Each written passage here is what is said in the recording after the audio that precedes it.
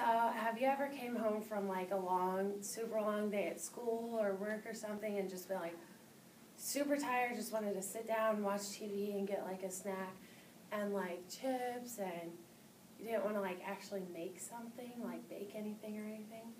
Okay, well, I have a recipe for you that it's super easy. You don't have to bake anything, and well, you have to melt the chocolate, but that's about all you have to do with the baking and stuff. There's two different types of Oreo balls. There's like the original traditional ones, which is what I made, but I also made some truffles. The only difference is that one has like the different colors spread on top of it or whatever. They're super easy to make. All you need is one package of Oreos, depending on how many you make, obviously. And then not like the circle containers of cream cheese, like the slab. Okay, and then you need, and it has to be normal, like traditional whipped cream or cream cheese. And then you need to get almond bark, chocolate almond bark, and white almond bark. And I only used half of mine for this recipe, but it calls for the whole thing. Like, even when I used half, it was a lot of extra. And can you go ahead and click that? Yeah. You'll need to be on the other side. Well, I just need that first picture. So, first, all you do is crush the Oreos. It's really easy. Just put them in like a Ziploc bag or something.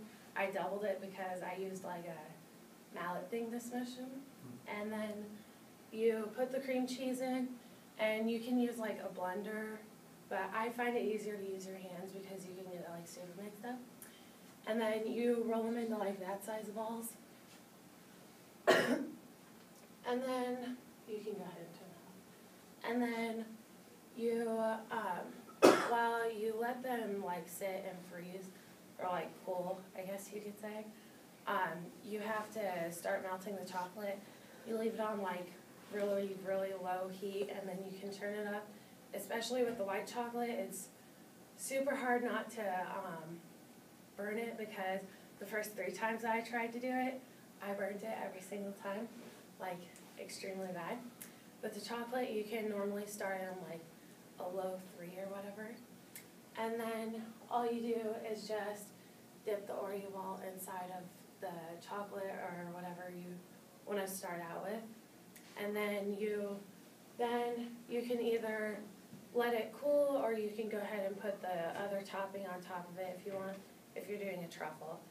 And then with the truffles, it calls for chocolate chips to melt semi-sweet chocolate chips, but I just used almond bark again because it was a lot easier. And then there's a lot of different styles, like you can do different colors and stuff and just decorate them however you want.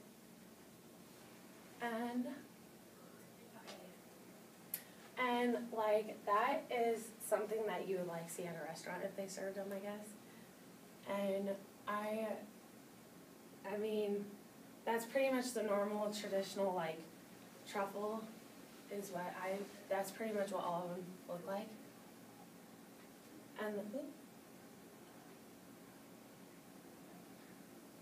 And then again, that's like if you were to make them at home, because it's really hard not to get that bottom thing because you have to set them down.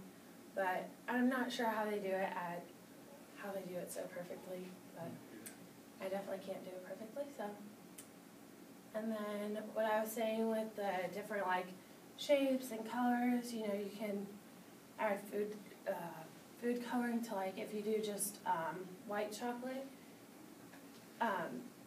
you can just put food coloring in, and like you can just design it however you want and stuff. Like these people did footballs, probably for a football game, obvious. And then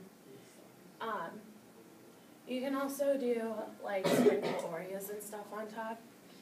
It's not too easy, just crush some more up and just sprinkle them on top. But when you do it that way, you have to do it before they cool, before the like chocolate cools on them. And then once you get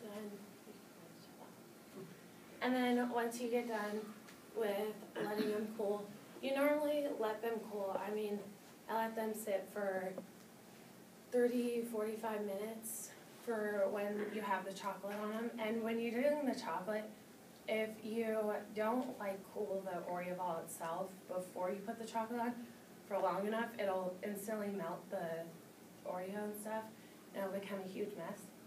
So normally I let mine sit, those ones I let sit for a whole day in the freezer, so, and they didn't have an issue.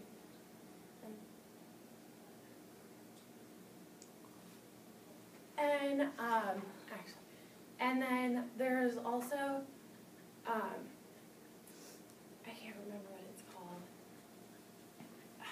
There's a different type. You can also make them with, you can put flavoring inside of them. If you want like mint or something, you can go ahead and put mint flavoring in them. But I hate mint, so, but yeah. Anyways, so yeah, it's a nice snack for if you're over at a friend's house or having a sleepover or like a family reunion.